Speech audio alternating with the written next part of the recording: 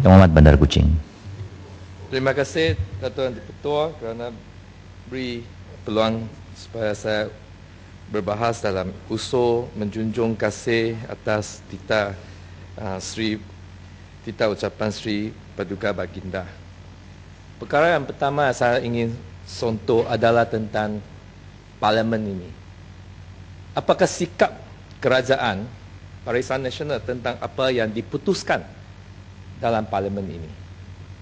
Kita masih ingat tahun lalu, dalam sidang lalu, kita telah terima satu laporan interim daripada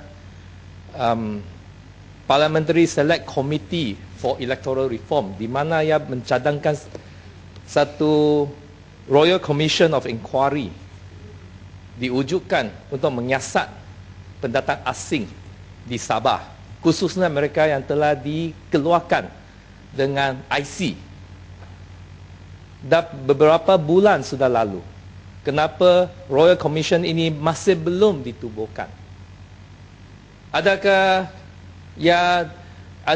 ketidaksudian Kerajaan Barisan Nasional untuk menubuhkan itu Royal Commission kerana pendatang asing itu dianggap penyokong Barisan Nasional?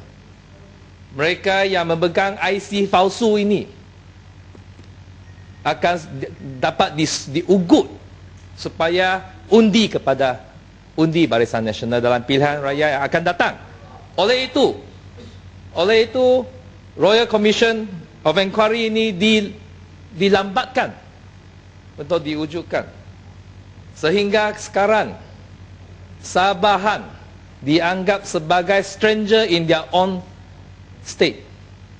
Kerana bilangan pendatang asing yang dikasih IC ini adalah lebih banyak daripada orang asal Sabahan. Saya fikir Dato' Yang Di-Pertua pun setuju atas apa yang saya kata tadi. Ada satu ketidaksudian Kerajaan Barisan Nasional untuk menangani ini kerana atas political convenience. Oleh itu saya haraplah jangan kita menggadaikan dan menjualkan daulat negara kita. Dan saya mengiru juga itu Royal Commission haruslah diwujudkan dengan segeranya. Perkara yang kedua, dengan amat sedih saya ingin menarik perhatian Dewan ini atas satu kezaliman seseorang Menteri Muda di Sarawak. Seorang ahli politik Barisan Nasional juga, pemimpin Barisan Nasional. Satu kezaliman yang dilakukan terhadap seorang OKU. Dato' Yang Di-Pertua, biarkan saya memetik dan membaca satu surat yang dikeluarkan oleh beliau. Beliau namanya adalah Dato' Mong Dagang, seorang datuk. Dan dia tulis surat ini kepada penolong pengarah pertanian, Jabatan Pertanian Bahagian Sri Aman.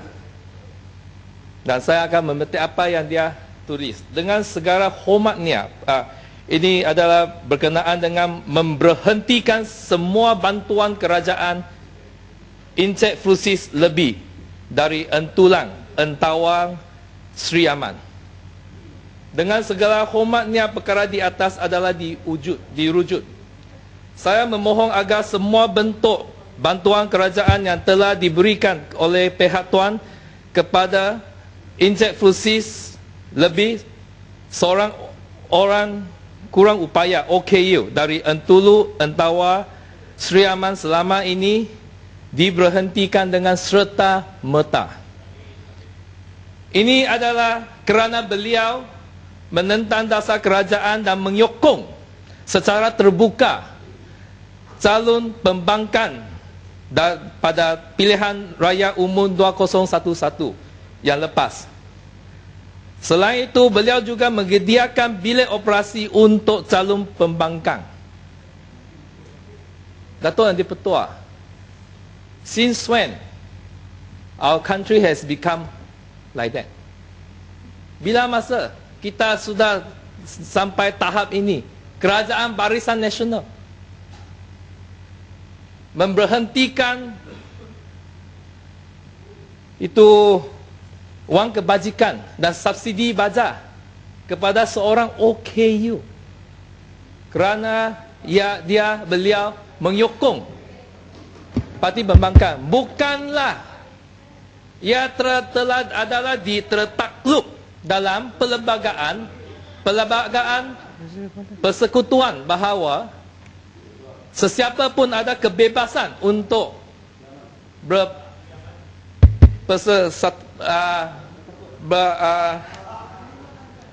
nanti ada kebebasan berpersatuan, freedom of association.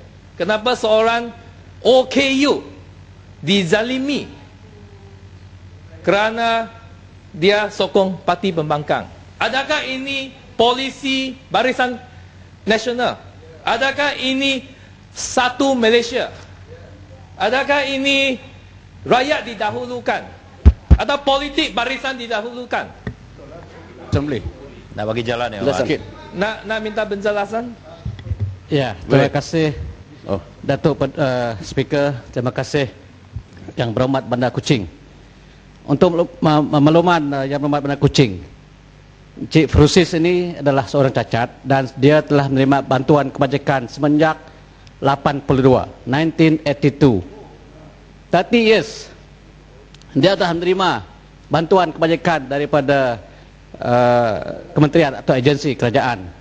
Hanya pada pilihan raya umum ke-11 State Adun, dia membuat bilik dia, rumah panjang dia sebagai bilik operasi dan mengibarkan bendera pembangkang. Jadi mengikut apa yang difahamkan oleh saya sendiri, beliau telah menerima lebih kurang 300 sebulan dan juga bantuan-bantuan subsidi daripada Jabatan Pertanian. Oleh kerana beliau adalah penyokong kuat pada masa itu dan sepatutnya pada pendapat saya beliau berfikir dengan niat yang bagus. BN telah bantu dia semenjak 30 tahun yang lepas. Jadi mengikut apa yang saya fahamkan, dia sekarang sudah mendapat lebih kurang RM2,000 sebulan. Kalau mengikut kebajikan, dia telah melepasi garis kemiskinan. Dia mampu berdiri sendiri, dia mempunyai band, membawa kereta sapu, membawa penumpang. Dato' Yang Jadi sudah di-Pertua, kaya. bolehkah saya berhentikan? Jadi apa pandangan kepada itu penjelasan patut ke tidak? This is all bangkun nonsense of the higher degree. Ini kebenaran. Saya dari Seriaman ini. Ini kebenaran ini. Dia masih beliau Frusis lebih masih seorang beliau masih orang seorang Kuching banyak lagi miskin tak OKU. bela. Dan apa kaitan? Apa kaitan di antara subsidi baja dengan pendapatannya? Dan apa yang disebutkan oleh Yang Berhormat dari Seriaman ini menunjukkan satu pemikiran yang amat dimalukan. Amat malu, bukan malu, amat malu. Oleh kerana dia sokong pembangkang, oleh itu subsidinya dibatalkan.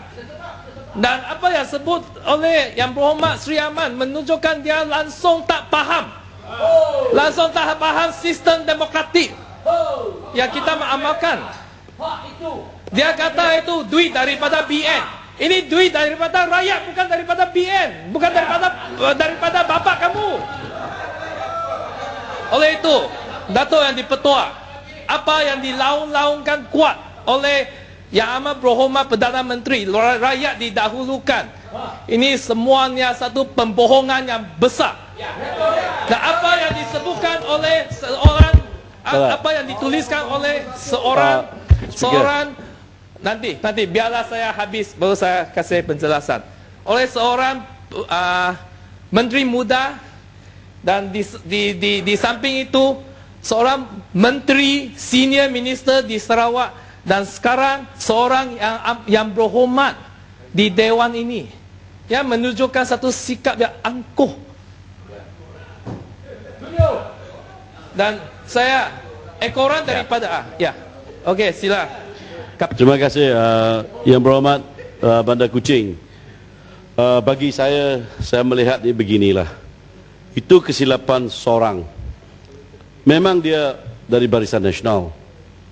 Oleh kerana itu tak bolehlah Yang Berhormat Bandar Kuching mengatakan kesilapan seorang itu sebagai kesilapan ataupun kesalahan Yang Amat Berhormat Perdana Menteri. Tak kena mengena dengan satu Malaysia. Sesiapa pun boleh membuat kesilapan. Kalau saya ditanya, saya pun tak setuju. Terima kasih. Itu ya.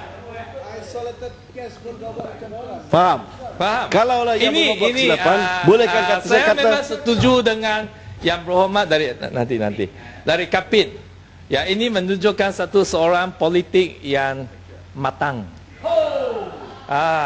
Tapi tadi Kapit kata ini tindakan seorang. Tapi selepas itu, selepas perkara ini dilaporkan dari dalam surat khabar, seorang senior minister di Sarawak, James Masing, apa dia kata?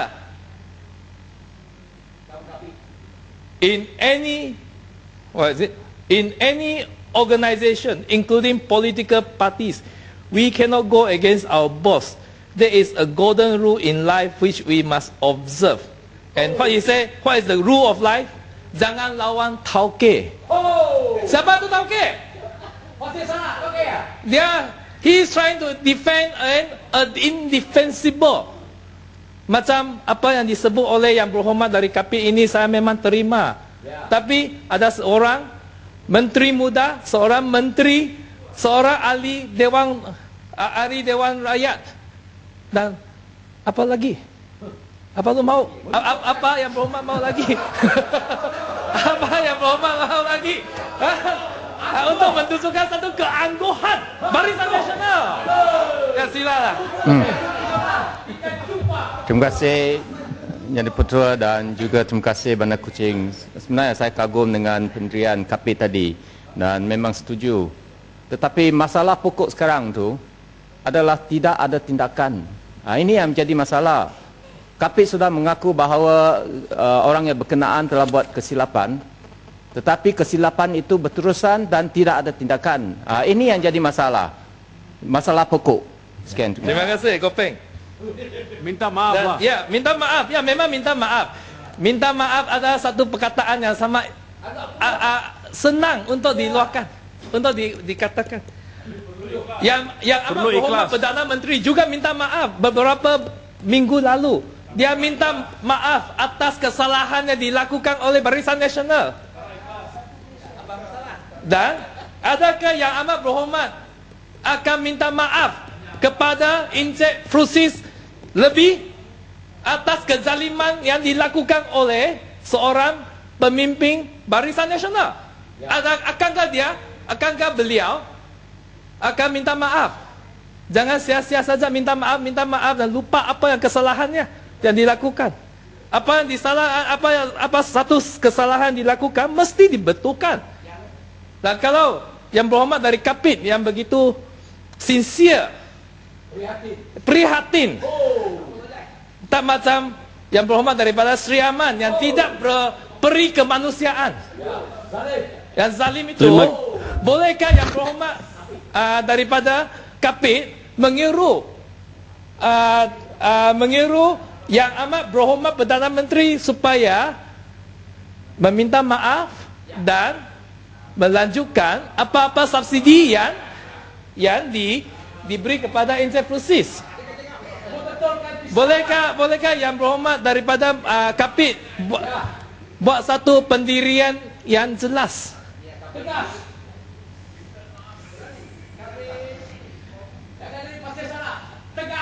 Dan apa yang dikatakan oleh James Masing itu, menteri di Sarawak, juga menunjukkan pemikiran Barisan Nasional yang menganggap sendiri menteri sebagai tauke, rakyat sebagai kuli. Oleh itu, apa-apa penyelewengan, salah guna duit pun tak apa, kerana ini duit dia. Kerana dia tauke, kuli mesti ikut, jangan lawan tauke. Inilah sikap Barisan Nasional. Dan biarlah kita mengira kepada pengundi-pengundi untuk memutus bahawa siapa yang tauke. Adakah menteri yang tauke, Barisan Nasional yang tauke, atau rakyat yang tauke? Perkara Kota Perut, awak yang berhormat anggap sendiri sebagai tauke ke? Ha? Okey, Kapit, saya akan beri peluang kepada Kapit. Kita tidak berlawan. Yang berhormat Bandar Kuching, ini satu kejadian, satu kes, satu saja. Okey, tetapi yang berhormat Bandar Kuching membuat seolah-olahnya begitu besar sekali. Diperbesarkan. Satu Malaysia banyak telah membantu rakyat. Rakyat didahulukan. Misalnya BRIM, berbilion kita belanjakan. Berjuta orang mendapat faedahnya. Itu begitu besar. Yalah. Yang saya terima, rakyat dapat manfaatkan. Saya terima yang berhormat dari Kapit. Gagasan satu Malaysia rakyat didahulukan. Apa yang saya sebut tadi, bolehkah kesalahan ini, kesilapan ini dibetulkan? Boleh. Itu saja. Boleh. Kalau yang berhormat tanya saya, wait and see. Kalau yang berhormat tanya saya kata boleh. Tapi saya pentadbiran kata tak boleh. Ini pentadbiran yang mewakili Barisan Nasional. Tapi saya juga ingin memaklumkan Dewan ini. Akibat daripada apa yang dilakukan, kezaliman yang dilakukan atas institusi kita telah mengutip dermaan melalui internet. Dan 5 hari saja 12,000 sudah kita kutip. Ini menunjukkan ramai Malaysian, ramai daripada rakyat yang masih ada sense of justice. Mereka semua tak kenal siapa itu institusi, tapi mereka ada satu sense of justice. Oleh itu mereka buat dermaan. Dan tak serupa Barisan Nasional. Satu pentadbiran yang zalim. Dan isu yang ketiga yang saya ingin sebutkan adalah mengenai kebocoran paip minyak diesel di Miri yang mencemarkan Sungai Liku, yang menyebabkan bekalan air ke 300,000 penduduk di Miri terpaksa diberhentikan. Dan apakah siasatan yang dilakukan? Apakah tindakan lanjutan yang akan diambil? Syarikat yang menyebabkan kebocoran itu minyak diesel ini adalah daripada syarikat CMS Group. CMS Group. Ini satu syarikat yang dimiliki oleh keluarga Ketua Menteri Sarawak. Dan adakah ia oleh kerana latar belakang syarikat ini tak ada siasatan akan dilanjutkan? Dan adakah itu syarikat akan didenda atas pencemaran ini? Kita masih ingat dalam tahun 2010, satu yang dipetua, oil spill yang dilakukan oleh BP di Amerika Syarikat. Jumlah yang jumlah denda yang akan dikenakan atas BP yang menyebabkan itu oil spill adalah dijangka dalam lingkungan 5 hingga 20 bilion US dollar. Di samping itu pampasan yang akan dibayar kepada penduduk-penduduk di tempat sekelilingnya yang telah diterpengaruh oleh itu oil spill. Ini ada dalam jangkaan 7.8 bilion US dollar. Dan cara penyiasatan dan cara pengurusan bencana itu yang berketelusan dan bertanggungjawab itu yang memberi keyakinan orang ramai terhadap kerajaan Amerika Syarikat. Dan ia juga akan memastikan syarikat-syarikat yang berkenaan agar supaya lebih berhati-hati di masa kelak. Tetapi dalam kes ini, dalam kes di Miri, itu CMS company, CMS Premix, ini yang merupakan satu pencemaran air minuman yang terburuk sekali, terteruk sekali di sejarah Sarawak dan bahkan di Malaysia. Nampaknya kerajaan Barisan Nasional tidak langsung menjalankan satu penyiasatan yang profesional. Seolah-olah kerajaan Barisan Nasional berniat untuk mengelindungi penyiasatan perkara tersebut. Akankah CMS Premix dan perkara-perkaranya akan didakwa dalam mahkamah, akan disiasat didakwa dalam mahkamah atas kecuaian mereka yang menyebabkan pencemaran air yang teruk sekali di Sarawak? Adakah itu disebabkan syarikat yang melakukan pencemaran ini adalah CMS Premix? Oleh itu, tak ada siasatan yang berketelusan akan dibuat, tak ada tindakan lanjutan akan dibuat. Kalau itulah sikap pentadbiran Barisan Nasional, apatah lagi tentang pembinaan liners di Pahang yang akan mengeluarkan sisa-sisa toksik dan sisa-sisa radioaktif. Ini mengenai kepercayaan rakyat atas pentadbiran Barisan Nasional. Satu kes pencemaran air pun tak dapat siasat dengan baik-baik. Apatah lagi itu kes tentang kalau lakunya leakage of toxic waste di liners. Dan perkara yang keempat yang saya ingin sebut adalah mengenai cukai. Cukai atas subsidi. Kebelakangan ini, beberapa orang peternak ayam yang telah menerima insentif daripada kerajaan telah dikenakan cukai.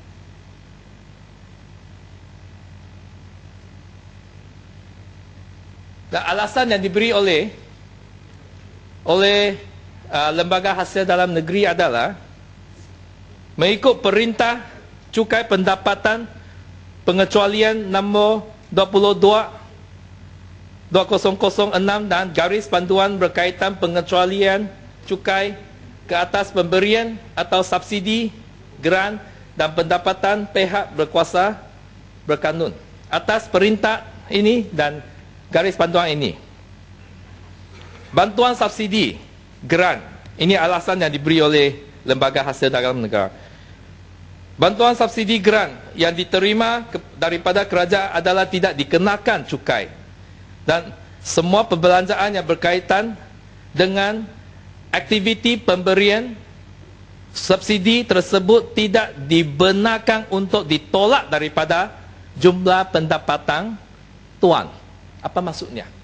Maksudnya subsidi ini tak boleh akan dikecualikan cukai, tetapi apa-apa perbelanjaan yang dibiayai untuk mendapat pendapatan itu yang berkaitan dengan subsidi ini tak dapat dikira ditolak. Oleh itu, dalam kata lain, cukai yang diberi harus dikenakan cukai. Dan beberapa orang penternak ayam, mereka terima subsidi atau insentif bantuan kerajaan dalam tahun 2007, tahun 2008, tahun 2009, tahun 2010. Nah, tahun ini mereka terima satu notis daripada lembaga hasil dalam negeri bahawa mereka mesti bayar cukai atas jumlah yang diterima bantuan kerajaan ini. Klasifikasi bantuan yang diberikan oleh kerajaan menurut apa yang ditulis dalam surat tuntutan ini, tuntutan daripada lembaga hasil dalam negeri adalah subsidi. Akta yang berkenaan bahawa memperuntukkan bahawa subsidi perlu bayar cukai, tapi insentif tak payah. Skim yang peternak-peternak itu berkenaan menerima bantuan ini adalah skim permohonan insentif. Insentif. Semasa mereka memohon insentif itu, mereka tidak diberitahu nak bayar cukai. Dan kenapa 4 tahun selepas itu mereka dikena cukai? Dikena cukai. Adakah ya kerana lembaga hasil dalam negeri sia-sia memungut cukai kerana otan kerajaan begitu besar telah menjangkaui 456 bilion pada akhir tahun lalu 2011. Oleh itu kerajaan telah kekurangan duit, kekurangan dana, kekurangan dana untuk Barisan Nasional memancing undi dalam pilihan raya yang akan datang. Oleh itu, dulu tak payah bayar cukai, sekarang lembaga hasil dalam negeri paksa penternak ayam dan daging lain untuk bayar cukai. Ini skim yang diberikan, skim di mana di bawah, di mana duit itu diberikan adalah menyebut dia sebagai insentif. Tapi lembaga hasil dalam negeri kata ini adalah subsidi, oleh itu kena bayar cukai. Dan bukankah ini satu sia-sia nak memungut cukai daripada rakyat? Dan ini menunjukkan Barisan Nasional is in a desperate situation. Desperate situation. Tak ada duit lagi. Kewangan negara kita dalam tahap yang bahaya. Tahniahlah, dah bunyi macam Ipoh Timur. Desperate. Desperate. Minta maaf ya, Muhammad. Ya, desperate. Nak bayar duit, tak ada duit. Nak bayar duit untuk pancing undi, tak ada duit. Apa boleh buat? Pungut cukai lagi lah. Jangan cakap Betul, macam tu betul. walaupun betul. Dia Betul, ya, Muhammad, betul. macam apa nama ni, gombak lah. Bunyi macam perkhidmatan PAU. Kucing bunyi dia macam Ipoh Timur. Terima kasih. Pokok senang atas macam pujian. barang. Tuan-tuan di Petua, ada satu perkara lagi yang saya ingin sebutkan. Ia adalah mengenai satu salah guna kuasa atau penyelewengan yang dilakukan di Sarawak. Kita semua telah maklum bahawa K. Toyo, seorang bekas ketua menteri, bekas menteri besar Selangor, didakwa dan dihukum dalam mahkamah kerana rumah dia yang bernilai 6 million dia beli daripada syarikat swasta dengan 3 million saja. Peruntukan itu section berkenaan adalah di bawah penal court, receiving property or below market price or consideration, market consideration. Tapi di Sarawak, apa yang dilakukan? Sebidang tanah yang bernilai pasaran 400, lebih kurang 400 juta telah dijualkan kepada syarikat yang dimiliki oleh ketua menteri, anak ketua menteri Sarawak, dengan harga 80 juta saja. Tanah yang bernilai lebih kurang 400 juta dijual kepada syarikat yang dimiliki oleh anak ketua menteri Sarawak dengan harga 80 juta saja. Bukankah ini merupakan satu kesalahan yang boleh ditakwa, disiasat, sekurang-kurangnya disiasat dan ditakwa dalam mahkamah? Ini biasalah BN. Transformasi apa transformasi? Bekas ketua hakim pun kata takut sama BN? Dan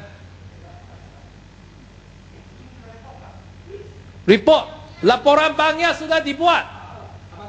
Bahkan disebut beberapa kali di sini, tak ada tindakan. Kerajaan Barisan Nasional kata, jawapan daripada menteri dalam Jabatan Perdana Menteri kata, oh sudah buka file. Buka file buat apa? Untuk mendiamkan, untuk to silence the critic. Ada, sudah buat file, buka file. Tapi tak ada siasatan, apa gunanya buka file? Tak ada. Tak ada siasatan, langsung tak ada siasatan. Perkara begitu masih berlaku. Masih berlaku di Sarawak. NCR, Native Customary Right Land, telah dijual dengan harga yang murah kepada syarikat yang dimiliki oleh ahli keluarga Ketua Menteri Sarawak. Lebih kurang harganya yang dijual kepada syarikat-syarikat berkenaan dengan harga 301 ekar. Dan selepas itu, syarikat ini jual kepada syarikat peladan dengan lebih kurang harga 4,000-5,000 satu ekar. Ini satu rip off. Dan apa yang dibuat? Dan selain daripada tanah-tanah yang diambil, dijual dengan murah kepada syarikat yang berkaitan dengan keluarga Taib Mahmud itu, kontrak kerajaan. Dan saya ada sini kontrak kerajaan, kontrak JKR untuk membekalkan batu-batu kepada JKR as and when required dari tahun 2006 hingga 2008. Selepas itu diperbaharuikan 2008 hingga 2010. Selepas itu kebelakangan ini diperbaharuikan lagi satu kali 2011 hingga 2013. Dan segala batu yang diperlukan untuk projek JKR untuk membuat jalan, membina apa-apa, batu itu aggregate, stone aggregate, dibekalkan oleh satu syarikat saja, CMS Quarry Sendirian Berhad. Dan saya pun dimaklumkan bahawa tahun ini ada lebih kurang 550 juta yang telah disalurkan ke Sarawak untuk pembinaan jalan di luar bandar. Dan segala kontrak mengenai pembinaan jalan luar bandar ini telah dimonopolize oleh syarikat yang berkenaan dengan CMS. Dan JKR Sarawak di Sarawak seolah-olahnya bertindak sebagai ejen CMS saja. Dan apakah yang amat berhormat Perdana Menteri akan buat? Apa yang dikatakan transformation of economy, political transformation, economy transformation. Apa gunanya? Apa kesalahan yang dilakukan tidak dibetulkan? Rasuah terus biar dia berlaku di Sarawak. Yang amat berhormat Menteri hanya bisu terhadap apa yang dilakukan sepanjang masa ini. Takkan dia tak tahu? Takkan beliau tak tahu? Takkan beliau yang berhormat daripada Barisan Nasional tak tahu tentang penyelewengan yang telah dilakukan? Yang awak habiskan, Yang Awak. Saya fikir saya ada 1 jam. You belum ketua pembangkang lagi. Habiskan, Yang Awak. Okey. Oleh kerana kesuntitan itu masa, saya akan sebut lagi satu kes mengenai NCR land.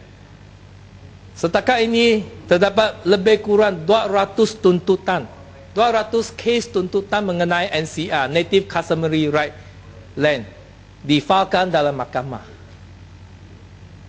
Bukankah ini menunjukkan satu kelemahan yang besar dalam pengurusan NCR? Datuk Yang di-Pertua, walaupun NCR, pengurusan NCR ini adalah dalam bidang kawasan negeri, tetapi saya percaya ia juga terlibat unsur-unsur rasuah, unsur-unsur salah guna kuasa yang dilakukan dalam pengurusan NCR Land ini. Dan saya boleh beri satu contoh, satu surat yang ditulis oleh seorang ahli Dewan Undangan Negeri untuk Bukit Begunan. Dia juga pada masa ini beliau belum jadi Menteri Muda. Dia masih seorang YB, Adun. Dan inilah yang dia tulis. Saya baca. As an elected representative of the area, I hereby authorize Mr. Koh Chi Peng to propose, organize and invite any potential investor intending to establish and to develop on a joint venture basis with the landowners on oil palm plantation at Kenyalan Range, Sri Aman, Sarawak. Next paragraph. Ini yang penting. I, the undersigned, hereby agree that the investor will have to pay at least 1,000 ringgit Malaysia per acre, and after deduction of the upfront to LCDA, Land Custody and Development Authority, the balance will be divided 50% to the undersigned and 50% to Koh Chi Peng. The balance to be divided, 50% to be paid to the undersigned. I also agree that any of the three companies, Noble Resources, Sdn Bhd, Noble Resources, Noble Reserve, Sdn Bhd, Noble Reward, Sdn Bhd, to be used for the joint venture with the investors.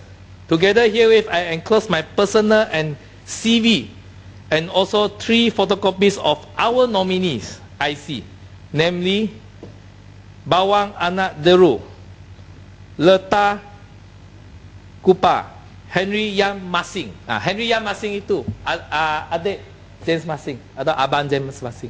Habiskan yang Dan ini menunjukkan satu korupsi. Surat ini menunjukkan satu korupsi sebagai seorang wakil rakyat di kawasan itu. Dia kata dia nak menggalak pelaburan untuk ladang kelapa sawit, dan tertulis dalam suratnya satu kickback. Itu kickback sejumlah 70 juta ringgit Malaysia. Dato' yang dipetua, bukankah ini satu perkara yang serius? Dan apa yang dikatakan oleh James Masing, itu Menteri Sarawak, dia kata, kerana ini joint venture did not materialize, so never mind, it's a non-issue. Do not materialize, so it is a non-issue.